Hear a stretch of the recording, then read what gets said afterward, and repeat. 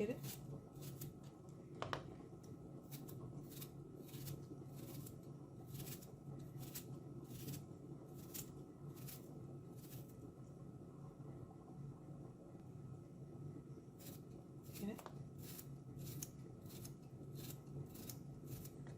نخليها ايه حاجه صغيره كده عشان تستوي معانا بسرعه. ومعانا جبن، اي نوع جبن بقى عندك، ومعانا الفلفله، ومعانا البصل، ومعانا طماطم مبشوره بشرها، بشرها او مقطعه قطع كده، بس لازم تكون تشيل القش بتاعها، لازم تقشريها. كنت تضربها في الخلاط برضو، حاجه بسيطه كده. والمكون الاساسي بتاعنا ايه؟ البيض.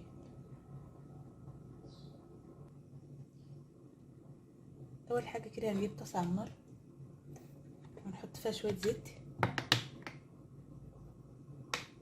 معلقتين 3 كده زيت. هنبدا بقى نحط البطاطس بتاعتنا المكعبات كده،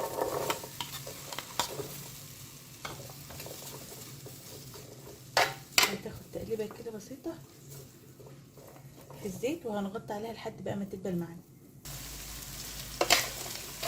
اول بقى ما تدبل معانا وتاخد اللون، بس اول حاجه هنغطيها عشان ايه؟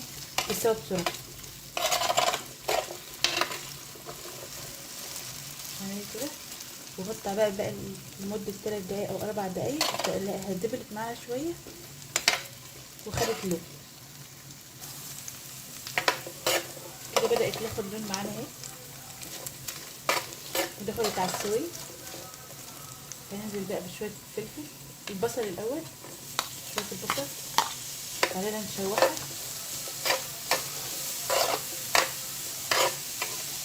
اول ما تاخد البصل كده تتبلط مع البطاطس، هننزل الفلفل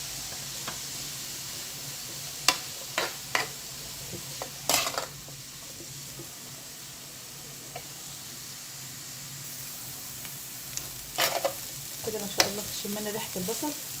برضه هنحط الفلفل بقى دلوقتي، واول برضه ما ريحه الفلفل تطلع هنحط الخضار كده بتاعنا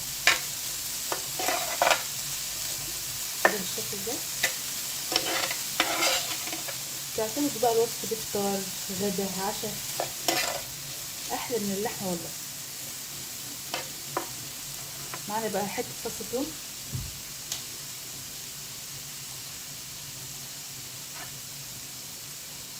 فص ثوم كده صغننين هيشوحوا معاهم برضه.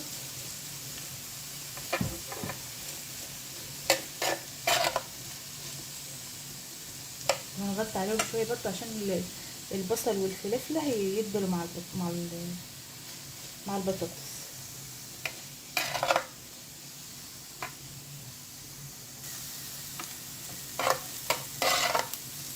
كده الشويحه كده. نحط بقى طماطميتين مبشورين شايلين القش بتاعهم،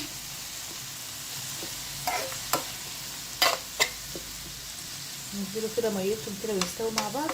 نبدا نحط بقى البيض والجبنه بتاعتنا.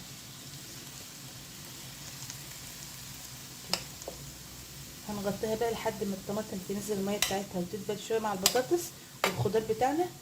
نبدا بقى نحط المكونات التانية، نحط شويه ميه كمان عشان ايه؟ تساعد على السويه. ولو عندكم برضو معلقه معجون طماطم حطوا، بس هي مش موجوده عندي دلوقتي. بس الطماطم يعني تفرق، يعني الطماطم برضو مفيش مشكله منها، يعني بتقضي الغرض.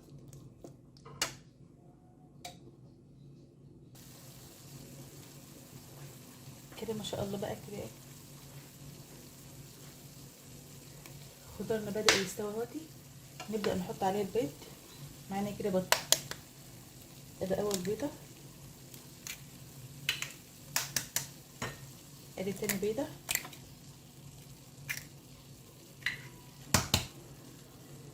ادي التالت.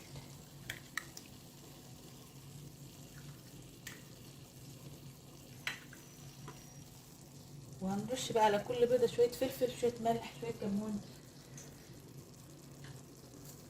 نحط شوية ملح على كل بيضة كده.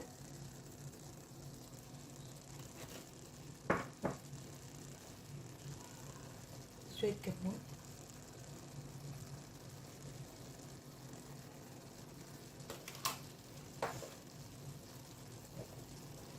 شويه فلفل. هي بتحتاجش يعني بهارات كتير الوصفه دي.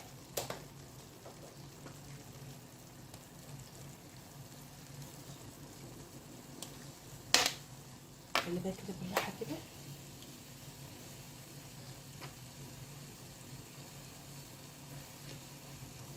عشان تاخد ايه من الحاجات. هنوزعها كده اهوتي. ايوه كده، عشان كله ياخد من الملح والفلفل والكمون اللي احنا حطيناه كده.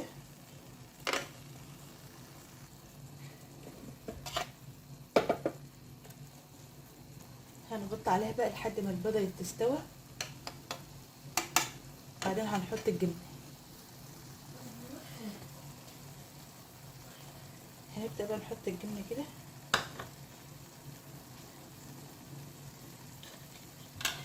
اي بقى جبنه عندكم، مفيش مش مهم يعني تحطوا، ده اختياري، بس بتبقى حاجه حلوه قوي في الاكل، طعمه حلو قوي.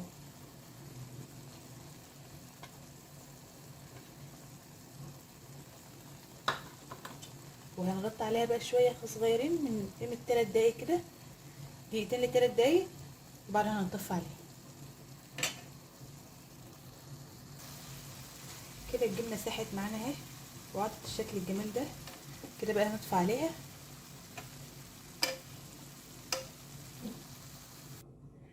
ما شاء الله كده بعد ما نزلناها من على النار، ما شاء الله،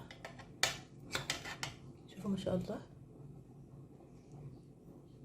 الوصفات السريعه السهله اللي فيها كل العناصر اللي احنا عايزينها، ما شاء الله. الكريمه بتاعتنا